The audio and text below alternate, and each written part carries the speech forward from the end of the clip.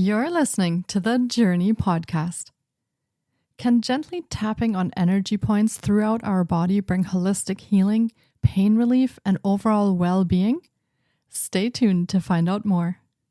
Hi, I'm Petra Brunbauer, and with decades of experience with sadness, pain, anxiety, and stress, I finally figured out how to leave all that behind.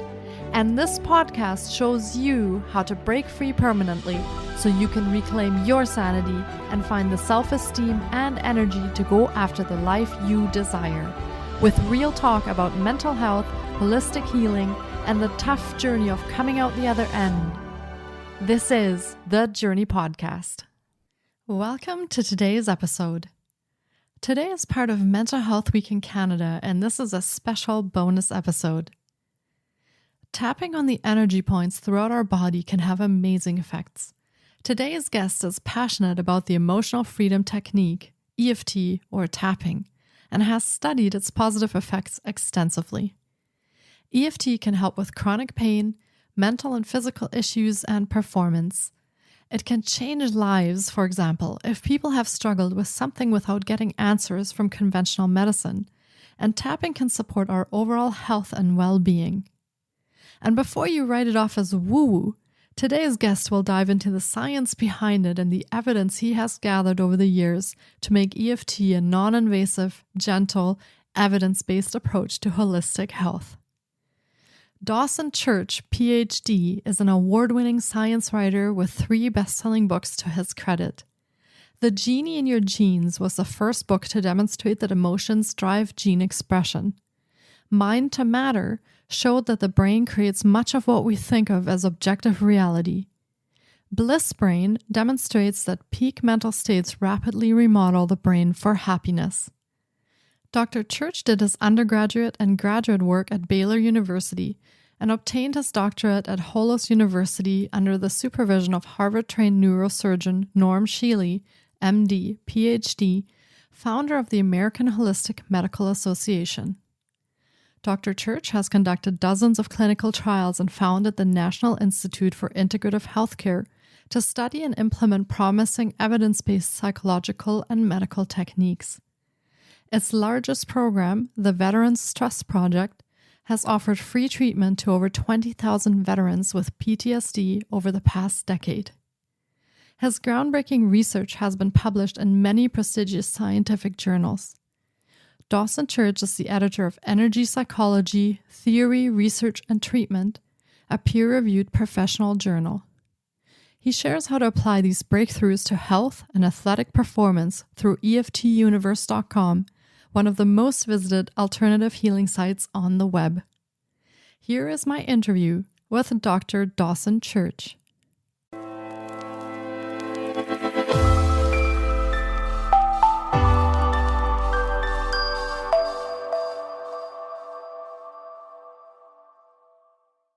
Hi, Dr. Dawson. It's so great to have you on the podcast. I've been looking forward to getting to this interview because the emotional freedom technique, or EFT as it's known, is such an amazing topic for holistic well-being.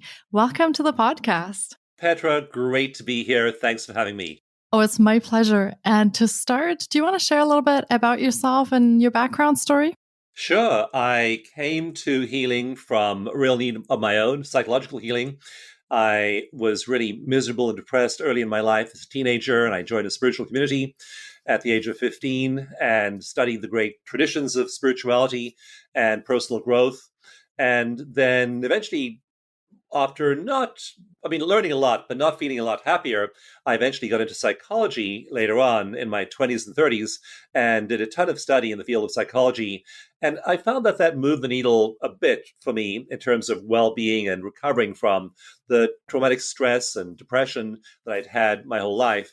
But when I began to meditate regularly at the age of 45, that's what really shifted things for me very, very quickly in the first few months. I then learned about energy psychology, this big field of using energy to produce healing, physical and emotional healing. And then the most popular technique in energy psychology is EFT, emotional freedom techniques, or tapping. And I used it and just found a lot of my lifetime issues, depression, anxiety, stress, just went away and went away really quickly. So I then began to study it. I began to actually organize formal scientific studies of EFT and began that process in about 2004. And now, today, there are over 200 studies of EFT. It's one of the most studied psychology methods. They show that it's effective for anxiety, for depression.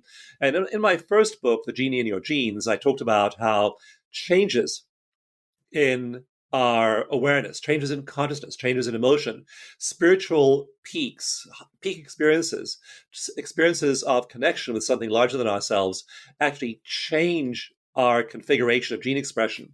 And there's a lot of research now on this showing that as you just get happier, as you get more of a feel of being at home in the universe, that all kinds of gene expression changes happen in your body. So I've done a lot of work with that. I've done a lot of work now, a lot of research using MRIs and EEGs to measure brain state change. And we see big changes happening in the brain and body. And now, as I have moved through this whole process over the last 20 or 30 years, it's been a wonderful journey of exploration to see literally millions of people using EFT. There are now around, we estimate, over 40 million people worldwide using EFT, and it's producing a real change in the options for treating all of these debilitating mental health issues like depression, anxiety, traumatic stress, and also physical pain. There's a lot of evidence now showing it improves things like fibromyalgia and psoriasis and various other autoimmune conditions. So more and more, we're realizing that psychological health translates to physical health, and then bringing in techniques like EFT to help people overcome all of these deficits, and then they get a lot better. So it's been a thrilling journey. I look forward to the next phase of the ride. Yeah, wow. Thank you so much for sharing that. And personally, I love using EFT and I do use it for chronic pain as well. So I definitely second what you said here. It's a wonderful technique. And can you explain a little bit what our listeners could imagine EFT looks like in case they're not familiar with it? How do you practice EFT? EFT is a combination of two much studied psychotherapy methods. One of those is exposure therapy, and the other is cognitive therapy. And exposure therapy is the whole concept that you have to remember the bad things to heal them. Now, that's not intuitively clear to people. People don't necessarily realize that you have to remember the bad stuff. In fact, most of us don't really want to go back and think about all the disasters of our lives, although often under stress, we revert back to those traumatic memories. But, if you've had abuse, if you've had a lot of hardship, that isn't going to be the thing you want to think about the most, although often those thoughts just pop into your mind. So exposure therapy is exposing yourself, remembering the bad stuff in your life. Cognitive therapy is changing the frame through which you perceive events. And so you can perceive an event like I've known people who were terribly abused as children and have recovered. And they now, like one woman who had been sexually abused and worked with me in a live workshop on stage, stood up after the session was over, and she said to the whole audience, she said, "Nothing that man did to me for 15 years could take away my joy." Now, she's switched at that point from being the victim to being the adult, to being empowered and seeing even a horrendous thing like 15 years of sexual abuse as in a frame of her ability to be resilient. She's now saying nothing that man could do could take away my joy. And it was just a thrilling moment for the whole audience when she stood up and said this to. I mean, we all got chills. Most of us were in tears, including me. I was working with her, and it was such a powerful moment. And that's what we call a cognitive shift. So EFT uses exposure, remembering the bad stuff, plus cognition and cognitive shifts. And then it also uses the ingredient of acupressure. And acupuncture uses acupuncture needles inserted at acupoints in the skin. There are about 360 of these acupuncture points. They flow in 14 meridians in the body, which can be measured very easily. There's been a project at Harvard Medical School that began in the 1980s to measure these energy flows in the body. They're easily measurable. There's a lot of research about where they are. But EFT doesn't use needles, it uses pressure, acupressure on these meridian points. And we tap on them with our fingertips. And that percussion, that stimulation of them does something really interesting. So you hear of somebody who's remembering a tragic event in their lives. They're remembering a car crash. They're remembering the recession or the depression, or they're remembering a horrendous relationship or a divorce or childhood abuse. So we're doing the exposure part. And then what EFT does is, while they're remembering all those bad things, if you can just picture inside their head what's going on now. So inside their brain, the emotional brain that processes fear, anger, stress, trauma, overwhelm, all of these negative emotions, that part of the brain is highly activated. And if you look at their scans in either an EEG or an MRI machine, you will see when people are traumatized and they're remembering the trauma exposure, that part of the brain is highly active. It's called the limbic system or midbrain. It's in the center of the brain. And that emotional brain is highly active on MRI scans or EEG scans when people are remembering the trauma and then in that process of exposure. So when they're doing that, while they're doing that with EFT, we have them remember those things, and then they start tapping. They tap on a series of acupuncture points. They do a series of eye movements, which stimulate the brain in different ways. And what happens to the brain when it gets the second signal from the body of the tapping is it neutralizes the emotional memory. And so what we see in those brain scans is that this part of the brain, when they're in the middle of exposure, is highly lit up, this highly activated limbic system. When they start tapping, it's almost like magic. It just deactivates that part of the brain and it just calms down completely. And it's often completely still and they're still remembering the event. So, what happens to the brain is that when we pair the memory of something bad, so now we're thinking about the car crash, for example, we pair that now with this soothing signal from the body of stimulation of acupuncture points. The body's getting the second signal in now here. It's getting one signal of the memory saying, go into stress mode, go into fight or flight. A second signal from the body, the tapping that says, there's nothing to worry about. There's not a car crash happening right now. And when it gets that second signal, the memory and learning centers recognize now that this past event is not a threat to my survival, and it stops sending that fight or flight message into the body.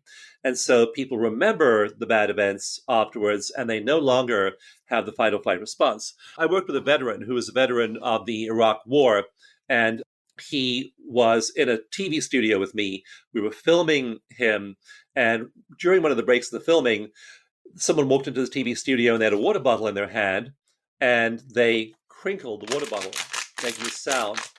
And this veteran just got triggered, 10 out of 10, and was ready to dive under the table. He was so triggered because that sounds like gunfire.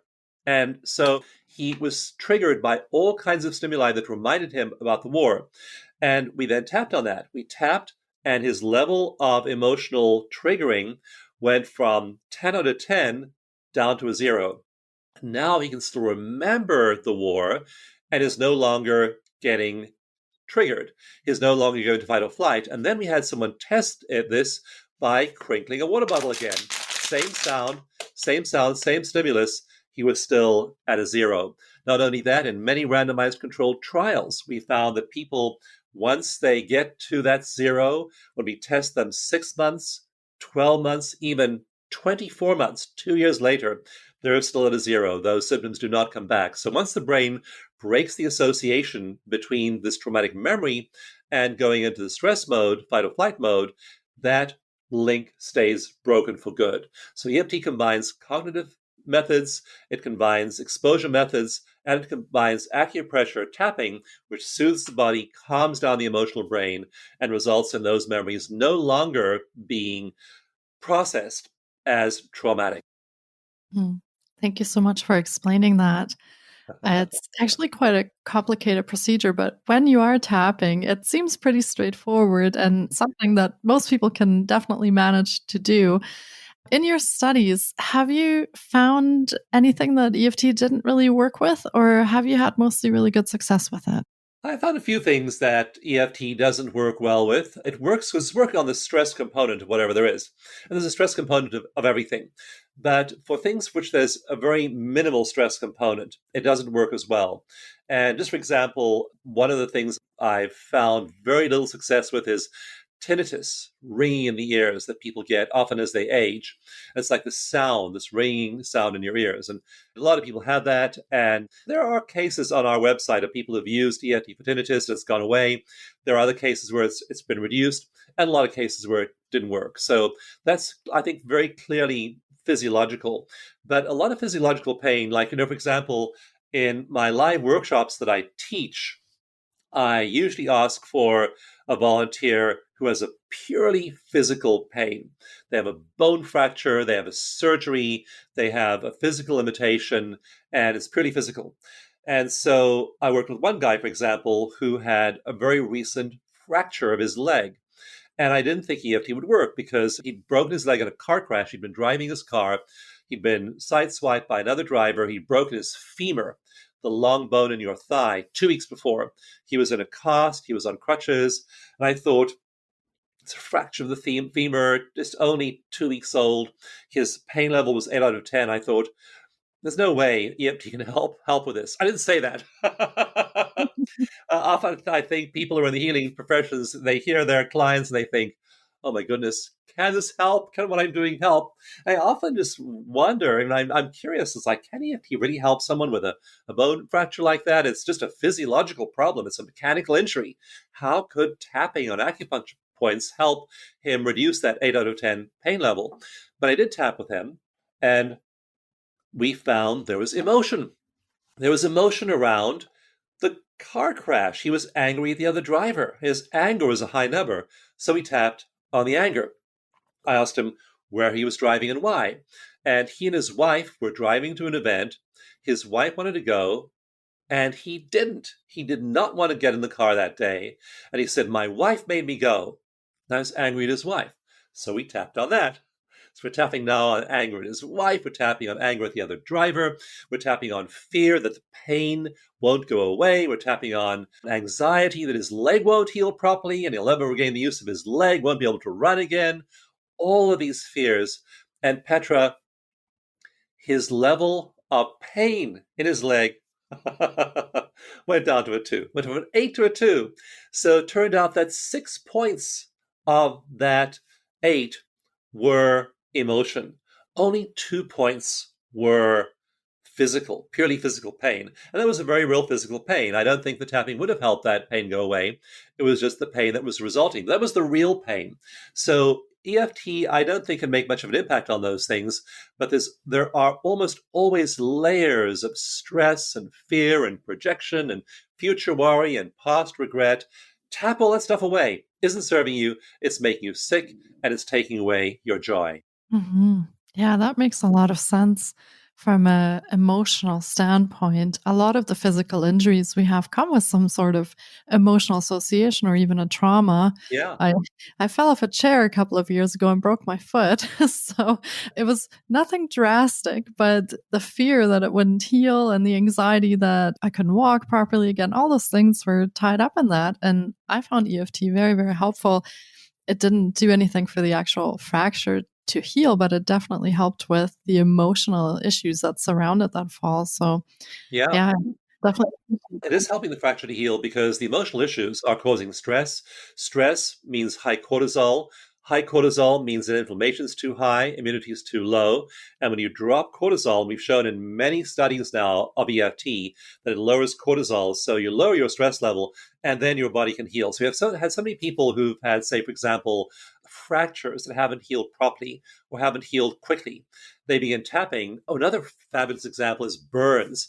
We have a whole little routine we teach people on how to use EFT for first aid. And there are a lot of stories of bee stings, burns, sprains, fractures, other kinds of mechanical injuries. And people tap, and for example, the burn just goes away really quickly. I had one case myself where I used to have a vacation home that was off the grid, had no electricity to it, and we had a huge propane tank, and everything ran off propane in this vacation cabin in the woods. And when my children were really little, like many years ago, we went there for a vacation. And when we were leaving the cabin, we'd had the propane running the whole time. And I went to turn off the kids were all in the car. I went to turn off the propane generator, and I reached behind to the switch, and I dropped my car keys accidentally. So I reached underneath the propane tank and I burned my wrist on the red hot cylinder of the engine.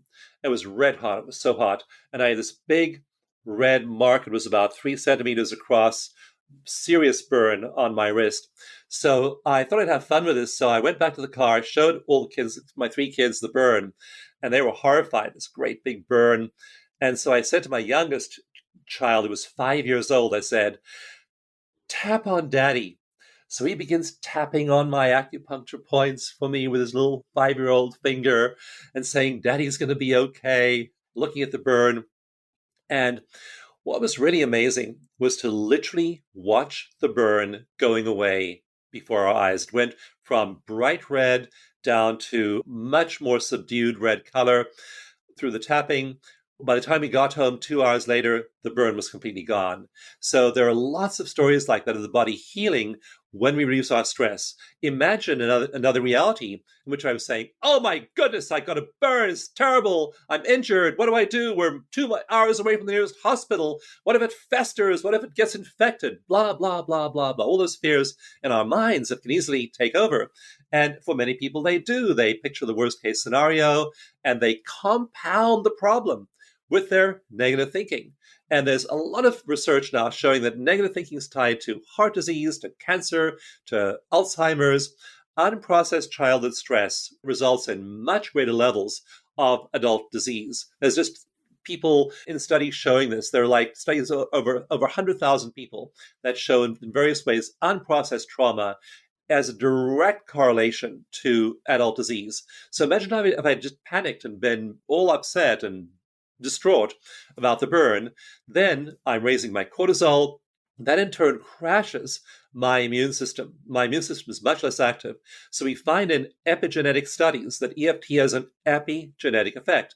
It literally dials up the activity of genes that heal you. So actually, by reducing your stress around your foot injury, you were helping your body as well.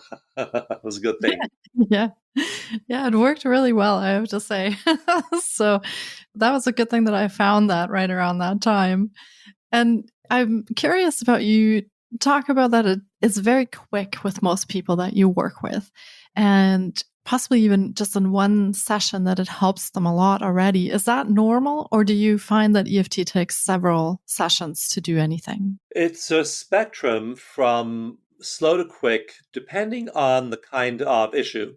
So, for example, the research shows that phobias, fear of flying, fear of spiders, for example, was a fun little video on our website that shows a woman with a lifetime phobia of spiders. Can't be near a spider, can't be in a room where there's a spider. After 5 minutes of tapping, she's holding a tarantula that's crawling all over her hand. Phobias are not hard to treat with EFT, and research shows that usually they're gone in one session. Complex PTSD, no way. You need to work with a practitioner. You need to spend several sessions. We recommend for even simple PTSD, we recommend 10 one-hour sessions. For complex PTSD, developmental PTSD, where you were traumatized as a child or especially as a young child, then you need to work with somebody and you need a trained practitioner. So our method, the evidence-based form of EFT, is called clinical EFT. And if you go to clinicaleft.com, you can find practitioners who are trained and certified in clinical EFT, and they take a really comprehensive trauma course. They know how to work with people who have childhood trauma, who have repeated similar traumas, who have long-term trauma, who have womb trauma, who have pre-verbal trauma. So if you're dealing with one of those things, no way. One session might help you get rid of a little bit of anxiety, but serious things like PTSD, you need to work with a practitioner. So most things you can do easily. If it's a burn, if it's a spider, if it's a minor fracture, if it's a minor annoyance, that's fine. But I encourage people to really go and work on their childhood trauma systematically. with a practitioner. Work with a practitioner over a series of sessions and proactively go heal your childhood trauma.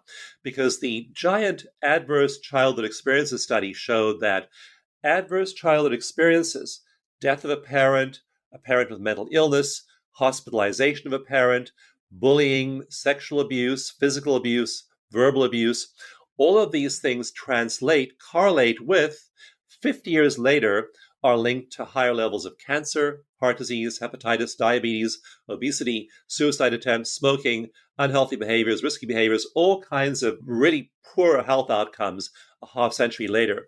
So you want to go and work with a practitioner on all that childhood trauma, release all of the emotional intensity held in those events. And you'll find that people can talk about those events afterwards. Like you'll hear someone talking about that adverse childhood experience, but like that woman who said, nothing that man could do to me could take away my joy. Now they're talking about it and they aren't traumatized anymore.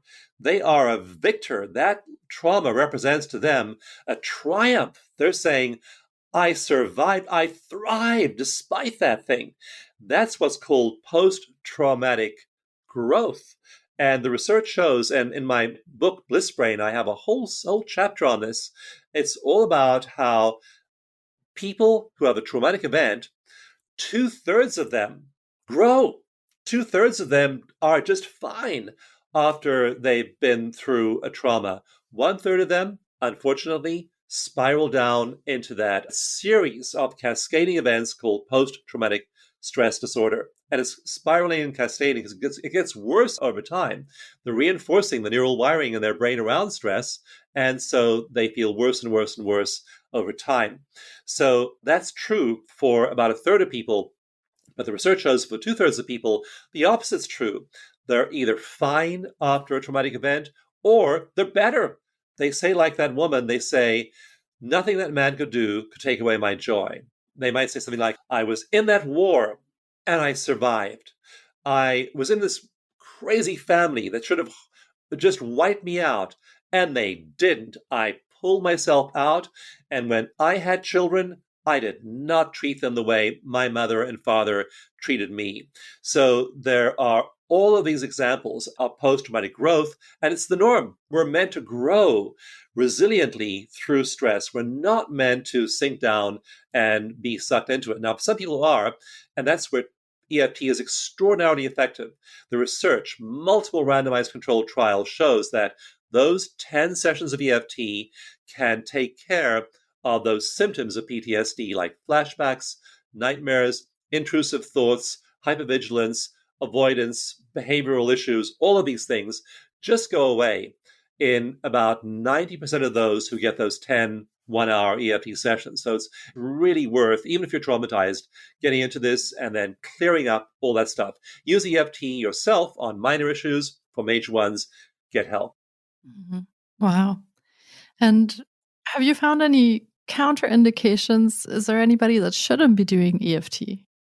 Yes, I remember a woman in one of my workshops, and she had a peculiar pattern in her stress scores.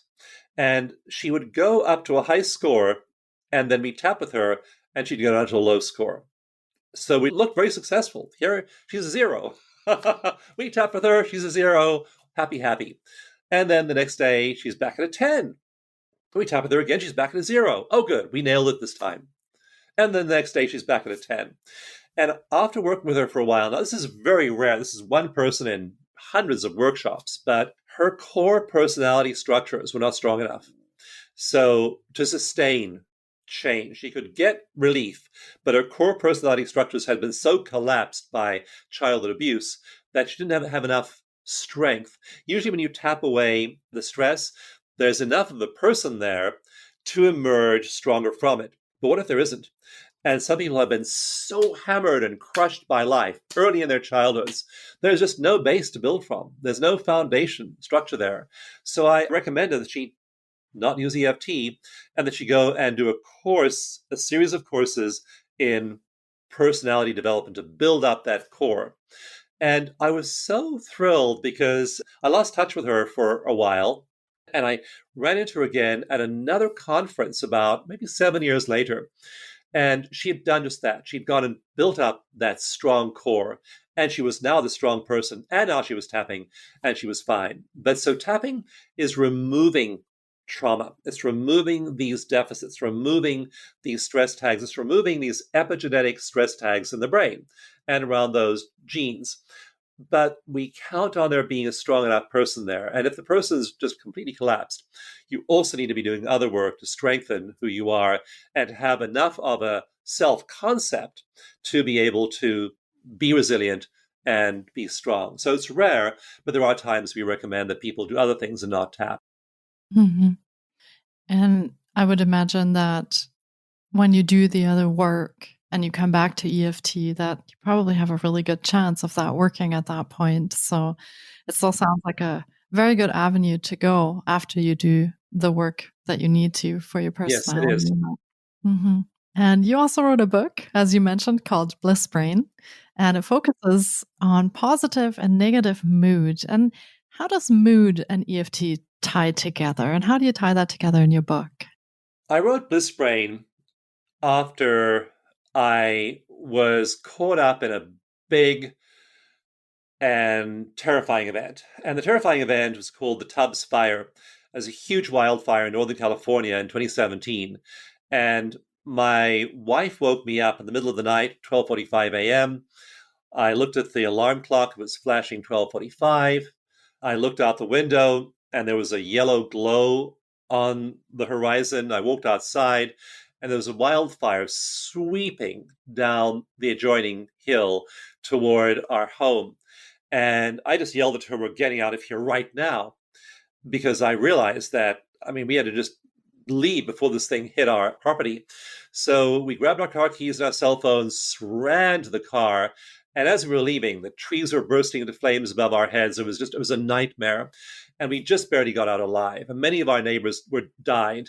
5,000 homes were destroyed. It was just the beginning of a long, several year nightmare for all the people in our area. At that point, it was the worst wildfire ever in Northern California. And then the next year, we had the Paradise Fire, an even worse fire in which many more people died. So these wildfires move so quickly. They're moving at about 100 kilometers an hour. They're advancing that quickly. They're just moving so quickly, you can't get out easily.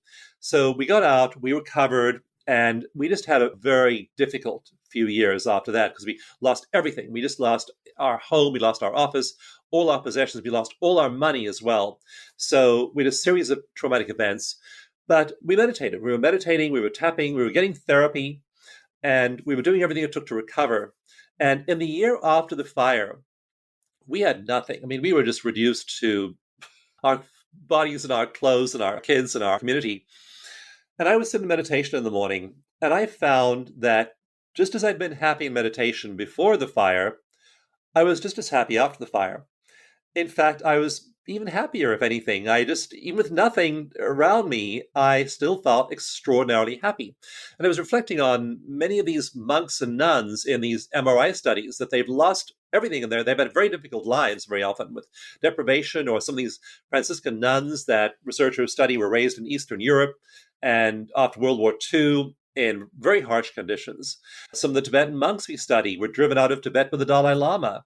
And so these people do not have easy lives. And yet, when we look at their brain waves in an EEG, they are hitting not just happy, they are so far beyond the average person's level of bliss that you can't even imagine how elevated their mood is. So I began experiencing these states myself. And I want to write a book about them to explain how to get there too, and also explain that you can do that after devastating losses. You don't have to have everything going well to be in ecstasy. You can be in ecstasy after you have to flee Tibet, after your house burns down in a wildfire and you lose all your money. You can be in ecstasy after you've been abused, after you've had all kinds of adverse events, after you get sick. Maybe you get pretty sick and have a disease you have to deal with, or a chronic condition. And we all have to deal with the chronic condition of aging and death. You're going to die, Petra. I'm going to die.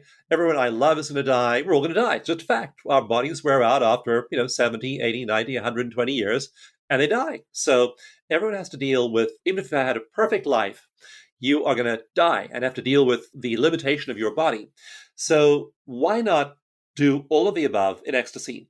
And so I wanted to look into the research behind this. And so I shared how I personally did ecstasy, moved into these ecstatic states, how these Tibetan monks and nuns do it. And we all have the hardware in our brains. It's called the Enlightenment Network. We only have to turn it on. All we have to do is learn to do what these monks and nuns do. They turn on this region, these brain regions called the Enlightenment Network. And I describe in my book, Bliss Brain, what those regions are and how to turn them on yourself.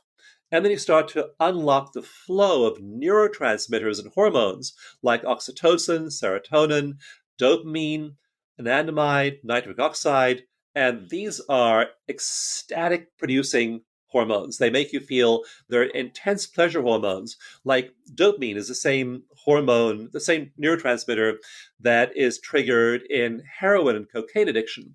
Anandamide is the same structure, molecular structure, as THC, which is the active molecule in marijuana.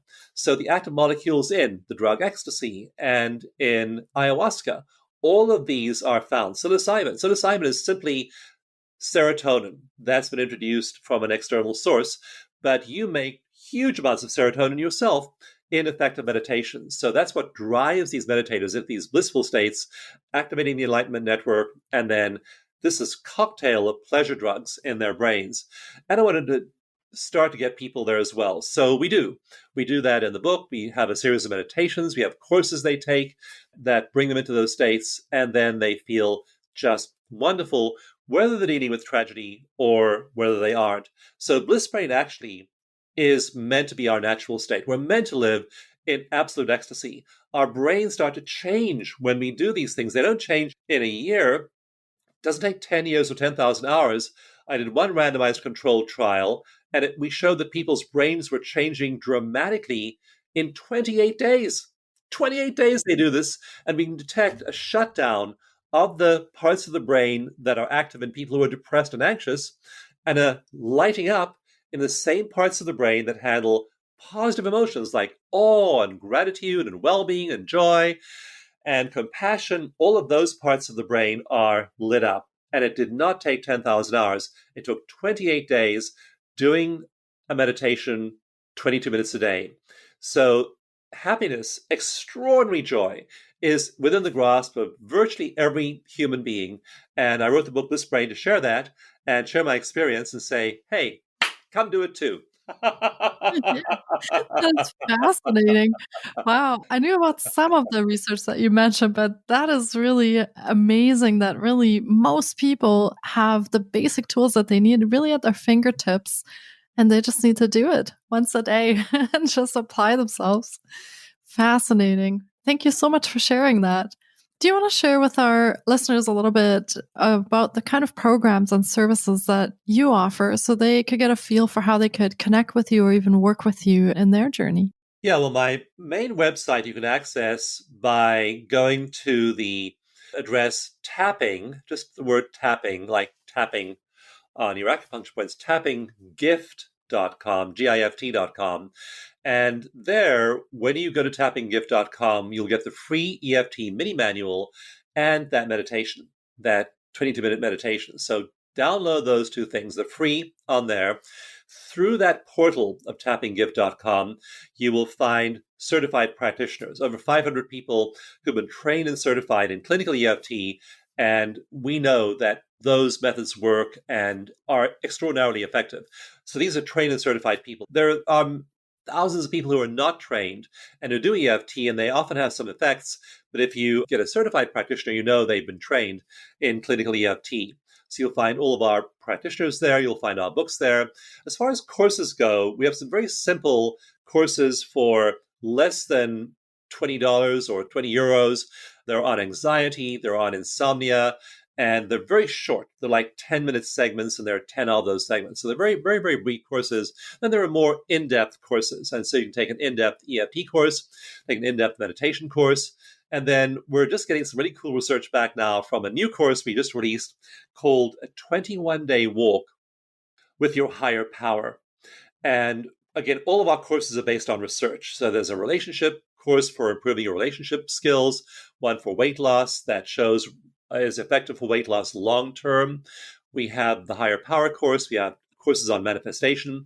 But the higher power course is the one we're doing studies on now. We're about to release some studies in peer-reviewed psychology journals about that course. And it results in about the same reductions in anxiety and depression as EFT does. But what it also does is it brings you into flow states. And so we're finding that people leap to these flow states and into what we call self-transcendence. You aren't stuck at the level of worrying about your little world and your little problems. You move into oneness with something larger than yourself. You have a communication and a connection with your higher self. And that's a field of science called relational spirituality.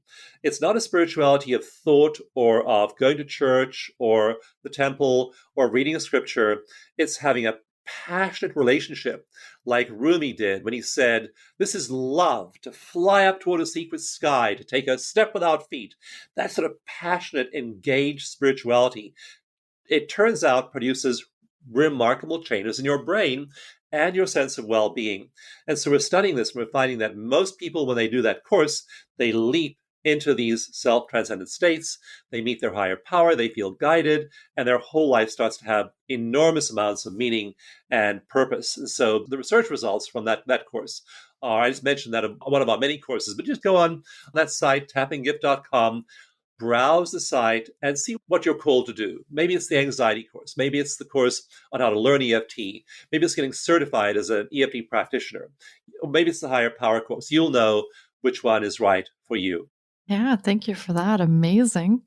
And Dr. Dawson also has his own podcast called High Energy Health Podcast. And you can listen in from your favorite podcast provider. And we will be linking to all of Dr. Dawson's offerings in the show notes as well. So be sure to check there for everything that he just mentioned. And we will be linking to all of those places for you. Well, this has been another incredible episode, and I hope our listeners have enjoyed the journey into EFT as much as I have. It has been fantastic chatting with you today, Dr. Dawson. Thank you so much for your wisdom and knowledge that you've brought. It has been great. Thank you. What a joy just to connect with us, two of us, and with the whole community. I'm so grateful to you for sharing this. Thank you, Petra. Yeah, my pleasure, and thank you so much for your time today. Take care. Thank you so much for taking time out of your day to listen in. If you enjoy the Journey podcast, please subscribe, share on social media, and leave us a 5-star review. You can find more of The Journey on Facebook, Instagram, TikTok, and the Journey blog. Sending you love and courage, and see you next week.